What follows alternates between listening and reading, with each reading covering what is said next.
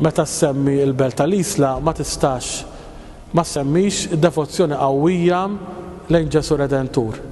Din l-istatwa devota li tmur għal ħafna snin lura iġib magħha ħafna persuni li jkunu mweġġa, li jkunu għaddejjin minn żmien ta' Mart, li jkollhom mumenti qibsin fil-ħajja tagħhom, kif ukoll li jkunu għalaw xi grazzja speċjali minn għandu.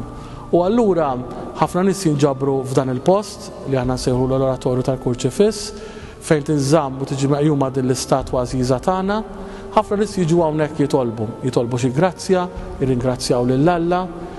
U wieħed meta jkun hawnhekk jinnota diversi etajiet, għandek minn tfal, żgħażagħ u jibqgħu sejrin sa anzjani. Hawnhekk jidħol kulħadd. Ħaġa sabiħa u li hawn tradizzjoni qawwija tagħha fl-Isla li kemm xi tfal u anke ġenituri qabel ma jmorru l-iskola għaddu jinvistaw. Jew kellha matul il-ġurnata jidħlu u jagħmlu vista hawnhekk. Ovvjament il-fatt li l-istatwa qiegħda hawnhekk fl-Isla tiġbor ħafna devozzjoni anke mill-post. Imma mhux mill-post biss, anke minn barra l-Isla. Anke mill-Gżira Awċija jiġu. Ħafna drabi aħna fi żmien ir-Randan nkunu mħabbtin ħafna għaliex ikollna diversi pellegrinaġġi, diversi nies li jiġu hawnhekk jitolbu quddiem din ix-xbieħ. Imma wkoll jiġu wkoll jirċievu s-sagramenti hawnhekk, dak li aħna wkoll imbagħad ikollna organizzat il-pellegrinaġġi, ħafna parroċċi f'Malta li jiġu hawnhekk u jingħaqdu flimkien bħala komunità sabiex jitolbu.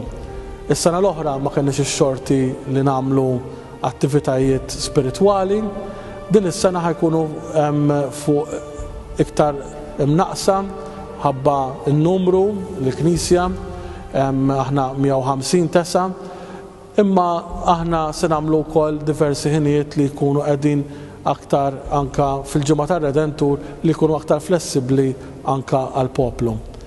Jiena dejjem ngħid li apparti l-istatwa hemm il-messaġġ ta' Ġesu li huwa mobbi bis-salib. Ġesu li huwa mobbi bid-dnubiet tagħna. U meta nħarsu lejn Ġesu dak il-wiċċ sabiħ, dik il-ħarsa li tħares diretta ġojnejk tiegħu, hemm messaġġ jiena nħobbok, jiena rfajt is-salib u int. U naħseb it-talba tagħna lura għandha tkun mulej Ġesu, jiena nafda fik. Meta sar ir-Redentur sar parti mis-set tal-istatwi. Aħna l-Isla għandna set ta' statwi li jmur għal diversi sin lura wkoll u Redentur huwa parti minn dan is-set tal-vari. Jiġifieri s-soltu fil-ġimgħa mqazza ikunu armati is-set tal-vari kollha fil-Knisja.